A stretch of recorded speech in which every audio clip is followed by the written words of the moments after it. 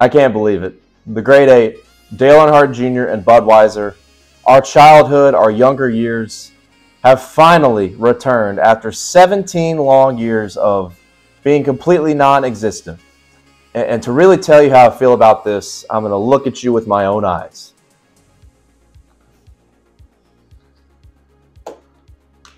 As I said, it's been 17 long years of not having the true number 8 back in our lives. And as racing fans, as Dale Earnhardt fans, as DEI fans, and as Dale Jr. fans, this is an enormous moment in our lives. And I think I speak for a lot of Junior Nation when I say that when Dale Jr. went to Hendrick Motorsports at the beginning of 2008, which was the right move, and a lot of us did not have the knowledge of what was really going on at DEI between him and Teresa. It was for sure the right move. He had to do it.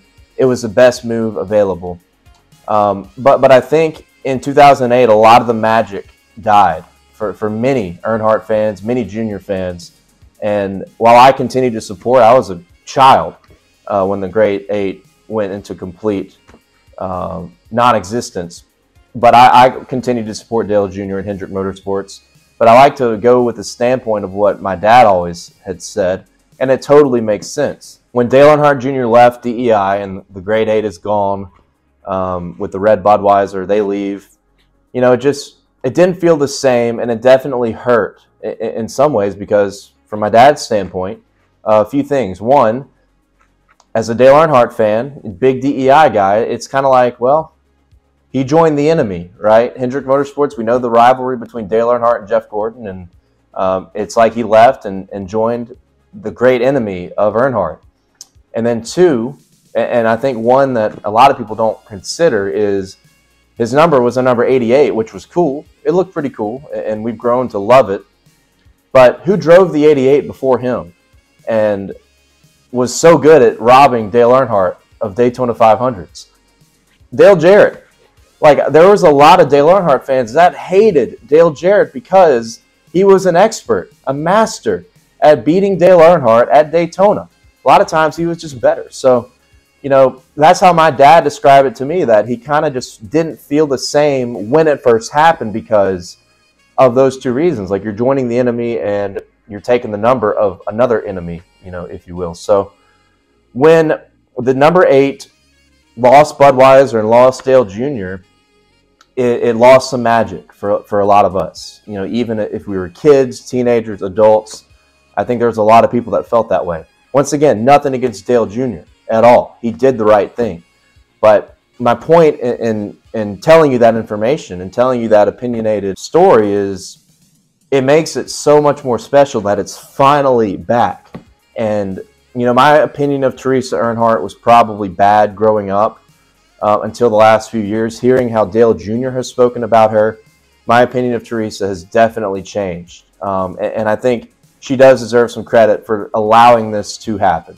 So that's where I'm going to leave it at with Teresa Earnhardt. But Dale Jr. and Budweiser and everybody in the Earnhardt camp, Junior Motorsports camp, has just done an unbelievable job in bringing this back to life because it means so much for so many fans like myself, like probably a lot of people watching this video and that have already seen the news.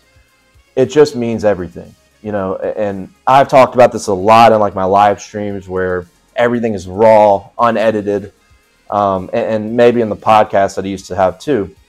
There are a few things in this world that I miss more than that number 8 with Dale Jr. behind the wheel and Budweiser on the car.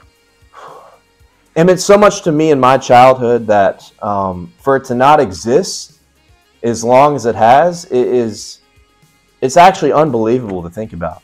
17 years.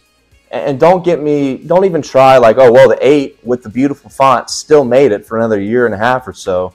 Okay, Eric Almirola drove the 8.